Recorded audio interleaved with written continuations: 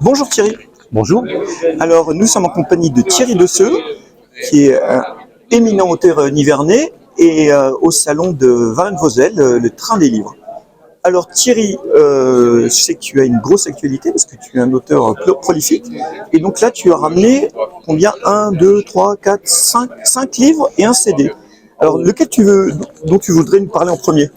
Oh bah lequel Par exemple, ta nouveauté c'est? Alors, la nouveauté, surtout la nouveauté, parce que la nouveauté c'est celui-là. Ouais, Terre 2.0. Voilà, c'est Terre 2.0, c'est un roman d'anticipation. Ouais. Donc c'est pas de la science-fiction, hein, c'est un roman d'anticipation. Et tu situes la différence où? Ça m'intéresse. Dans le fait qu'il y ait une grande partie du roman qui soit dans le possible. C'est-à-dire que dans ce qui est dit dans le roman, on n'est pas loin de ce qui pourrait arriver en réalité. Bon, après, on sort un peu du... Et donc, tu penses que la science-fiction, ça parle des choses pas possibles? Mais non, la science-fiction, on sait très bien que c'est impossible. Mais le roman d'anticipation, on part d'une situation qui est probable, qui est plausible. En tout cas, moi, je suis dans 75 ans, en 2100. Ouais. Sur une Terre, une planète qui est complètement invivable, qui est devenue invivable en tout cas, où tu as une centaine d'humains qui partent sur un vaisseau et qui partent à la recherche d'une autre Terre. Voilà, d'une autre planète, une planète jumelle, qui s'appelle Spérès, et avec un voyage qui doit durer 400 ans, sachant que ceux qui partent acceptent de ne jamais arriver sur la Terre en question, puisqu'il faudra que ce soit les descendants de leurs descendants, à savoir 21 générations, avant d'arriver sur la dite Terre. Évidemment, sur le vaisseau, il va se passer tout un tas de choses, ça je ne vais pas te raconter. J'imagine bien. Parce que voilà. Sinon, Mais ce qui est intéressant au départ, c'est que on a en tout cas un éclairage et une vision de ce que va devenir la Terre, de ce qu'elle peut devenir en tout cas dans 75 ans, qui se rapproche assez de ce qu'on voit déjà aujourd'hui. Un tas d'aspects. Et c'est pas un livre écologique, hein, mais c'est un livre vraiment. Ah, j'y croyais. Je pensais qu'il y avait une partie. C'est un livre qui tient à dire que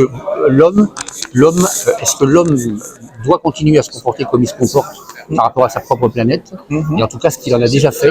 Et je pense que c'est aussi une question c'est plus une question sur le comportement de l'homme en tant que tel, et aussi par rapport aux autres êtres vivants de la planète. Parce que malheureusement, enfin heureusement on n'est pas tout seul, mais malheureusement on se comporte comme si on était seul.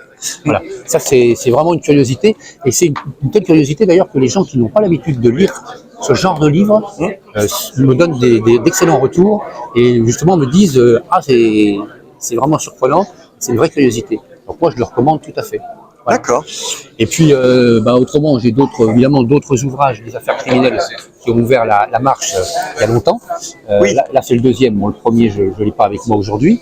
Sinon tous mes romans, mes polars noirs, dont j'ai envie de parler un petit peu aujourd'hui, c'est celui-là. La parole est au silence, le titre déjà est excellent. Voilà, La parole est au silence, parce qu'en fait c'est un livre biographique, pas autobiographique, hein, biographique, sur la maltraitance infantile. Et il entre dans le cadre des livres qui sortent un peu en cette rentrée, dont on parle beaucoup, c'est-à-dire les livres sur le père, la mère, la famille, etc. Tous les auteurs, Amélie Nothomb, pour ne citer qu'elle, et d'autres dans cette même rentrée, ont sorti un peu le même type de livre. Moi, il est sorti il y a 3 ans. Il est complètement dans l'actualité de la rentrée en plus, et puis il est surtout dans l'actualité de tout temps, parce qu'il n'y a pas d'époque pour la maltraitance infantile. Et celui-là est écrit d'une manière très différente, évidemment, des polars noirs que j'écris, puisque c'est beaucoup plus intime, beaucoup plus personnel, et certainement beaucoup plus dur d'ailleurs. Mais en tout cas, il intéresse beaucoup les gens. Je ne vais pas dire qu'il plaît, parce que c'est pas un sujet qui plaît. Mais en tout cas, il intéresse beaucoup. Alors, quand tu dis que c'est biographique, ça veut dire que tu parles de quelqu'un dans ton entourage, c'est ça? Voilà. C'est-à-dire que moi, c'est en fait, j'ai été témoin. J'ai été témoin d'une situation, et donc je raconte la situation dont j'ai été témoin, sachant que la protagoniste, là c'est une petite fille, la protagoniste évidemment c'est pas mon histoire directement, mais par ricochet, ça le devient aussi un peu. Ok. Voilà. Donc ça c'est voilà. Puis après tous les livres polars. Donc les autres sont des polars, c'est ça? Ouais, celui-ci, on est parti sur l'affaire Dupont de Ligonnès. Donc le jour où je suis devenu un animal. Voilà.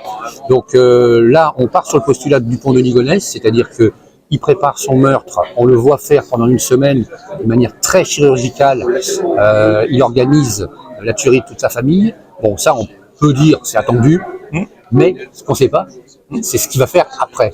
Et toutes les questions qu'on se pose aujourd'hui, c'est qu'est-ce qu'il est devenu? Est-ce qu'il est vivant? Est-ce qu'il est mort? Est-ce que ceci et cela? Moi, je donne une version, je fais une proposition qui est tout à fait Plausible. plausible, ah oui, absolument. On le voit partir de chez lui ce matin-là, et après on voit ce qui a pu se passer, et puis les déroulés de ce qui va devenir. Donc ça, c'est vraiment un de mes préférés, parce que je me suis vraiment beaucoup amusé à écrire celui-là. Après, effectivement, la parole de silence, qui était un autre sujet. Celui-ci se passe en milieu hospitalier. D'accord. Voilà. Vendez-moi au diable. J'adore tes titres. Sérieux, j'adore tes titres. Ils sont tous En tout cas, on fait, voilà, donc en fait, là, c'est sous la canicule, des petits vieux qui meurent dans une maison de retraite. D'accord. Et inspiré par 2003, j'imagine. Oui et non, c'était surtout inspiré d'un milieu hospitalier dans lequel je me trouvais à l'époque. Ah oui. Donc, j'ai un peu puisé là-dedans, pour ne pas citer, et puis une aide-soignante avec un écrivain qui vont décider de savoir ce qui se passe dans cet établissement. Et on va être très surpris. Et ça, c'est pareil, je donne toujours la clé dans les 3-4 dernières pages du livre, donc je ne vais pas la donner ici, bien sûr. Mais en tout cas, on va être très surpris par le coupable dans cette histoire. Et puis enfin, bon, celui-là qui a été le premier, qui a lancé un peu tous les autres, c'est La mélancolie des incurables, où on a les mémoires d'un serial killer. D'accord. Tout simplement, qui raconte comment il a tué toute sa vie. Alors, c'est une succession de meurtres. On pourrait dire de meurtres parfaits, puisqu'il ne s'est jamais fait attraper. Et il raconte comment il s'est fait attraper. Il s'est jamais fait attraper justement par la police. Et avec sa petite chienne, il passe pour quelqu'un de tranquille, normal, un monsieur tout le monde, on va dire. On a, comme on dit souvent, le monsieur bien sous tout rapport, mais qui en réalité tue. Et alors, avec une particularité, et c'est peut-être pour ça d'ailleurs qu'il se fait jamais prendre, c'est qu'il tue sans motif. Oui. Il tue sans mobile, il tue sans raison, il tue parce qu'il a besoin de tuer. Parce que à l'âge de 8 ans, il a ressenti une pulsion Alors il a commencé par un animal, bon ça c'est pas top, et après il a décidé que ça suffisait pas, qu'il fallait qu'il tue des humains. Et à partir de son enfance, en fait, il a toujours éprouvé ce besoin-là. Et il n'a jamais su finalement pourquoi. Mais comme de manger, de dormir, de boire, de faire l'amour ou de je sais quoi, lui il a besoin de commettre des meurtres. Voilà.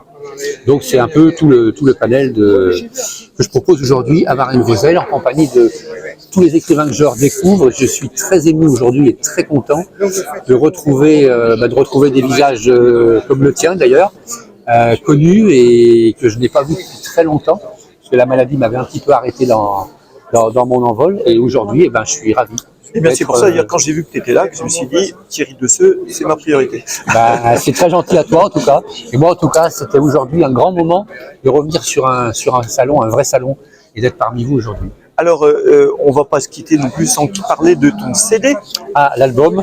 Oui. Là, c'est pareil. Ce CD qui malheureusement avait été coupé dans son envol pour des raisons médicales, je l'ai repressé, on va dire, en cette rentrée. Donc La balade du grand singe, où on retrouve les titres qui tournent beaucoup sur Internet et sur YouTube, la chanson du revenir, qui est une chanson que les gens connaissent un petit peu, et puis bien d'autres. Il y a un avantage, c'est qu'il n'a été produit qu'avec des musiciens locaux, des musiciens bourguignons, des musiciens nivernais, à commencer par Jackie Delance, qui est un grand pianiste qui a travaillé longtemps à la télévision et qui habite la Charité maintenant, donc qui a composé des chansons. Sébastien Charmeau, qui est d'ailleurs de Varennes-Vauzelles, on va peut-être le voir aujourd'hui. Voilà, et beaucoup d'autres sur ce disque. Et vraiment, je le recommande, c'est de la chanson française. C'est en tout cas un moment à passer avec moi, et c'est toujours le plaisir d'échanger. Est-ce que d'ailleurs on te verra sur scène Alors, probablement pas, mais il faudrait vraiment qu'il y ait une occasion, une opportunité, non. Mais par exemple, je pense à Vendôme, une chanson que j'ai écrite en hommage à Barbara, et qui est sur le disque d'ailleurs, et qui a été chantée il n'y a pas très longtemps, dans le cadre d'une salle Barbara qui a été ouverte à Précy-sur-Loire, là où elle a vécu. Et j'ai eu la chance qu'un interprète apprécie ce soir-là, devant toute la famille de Barbara, Yves Duteil, qui fut maire de Précy, a chanté Vendôme. Et j'étais très très content parce que c'était notre chanson avec Emmanuel Béraudier, qui a disparu aujourd'hui, et qui en tout cas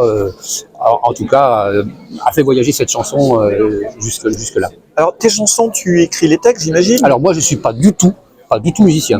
Voilà, donc Voilà. tu fais que les textes. Moi, j'ai besoin de musiciens, donc c'est avec des musiciens d'ici que je travaille, de Nevers, des environs. Je pense à Jeff Lassalle, je pense à Laurent Nogues, je pense à Mathieu Béraudier, je pense à Jackie Delance, qui j'ai déjà parlé. Moi, je suis parolier, uniquement parolier. Oui, mais c'est déjà bien, et chanteur, enfin interprète. Et voilà, il interprète. Mais il me faut des musiciens, et j'ai la chance d'en avoir trouvé de fameux et d'excellents pour...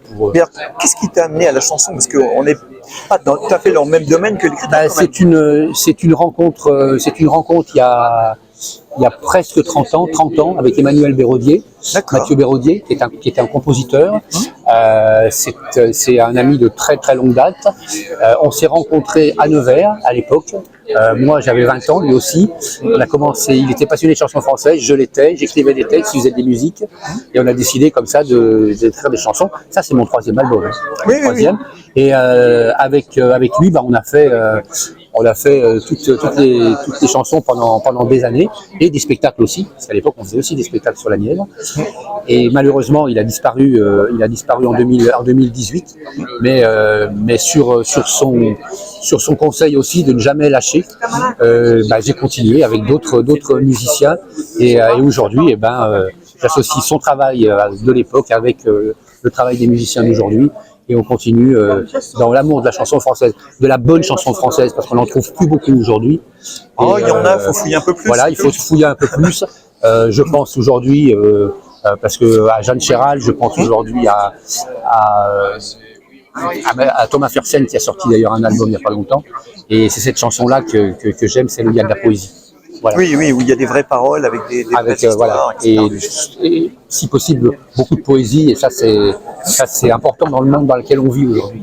Alors j'aimerais te poser pour finir une question sur tes projets, parce que comme je vois que tu vas mieux, parce que je sais que tu as eu des gros problèmes de santé, comme tu vas mieux, je dis, quels sont tes projets? Alors mes projets, alors pour le moment, c'est des projets qui sont au coup par coup, parce que des projets, déjà il y a un an, j'en avais plus du tout. Oui, c'est pour ça que je t'aurais pas posé la question il y a un an.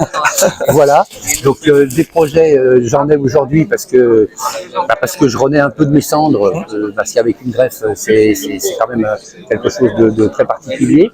Des projets, c'est aussi grâce un peu à Émilie, ma compagne, que tout est reparti. Parce que moi, je ne croyais plus en grand-chose il y a un an.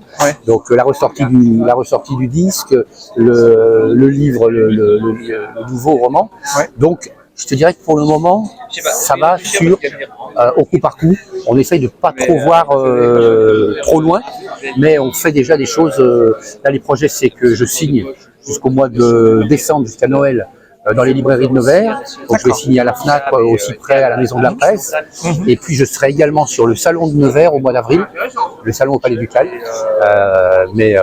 Déjà, c'est formidable d'être... Oui, donc en fait, tu vas faire des salons, mais proches de Nevers, quoi. Voilà, pour le moment, c'est proche de Nevers. Et pour le moment, je veux dire, je reprends un peu ma course. Je reprends un peu le train en marche, quoi. C'est le train des livres aujourd'hui. Donc voilà, il y avait de la place. On a sauté sur l'occasion, et c'est vraiment un bonheur. Eh ben, je te remercie beaucoup, Thierry. C'est moi qui te remercie. Et bonne continuation et bonne santé. C'est très gentil à toi. Merci beaucoup et à bientôt. Merci, au revoir. Au revoir.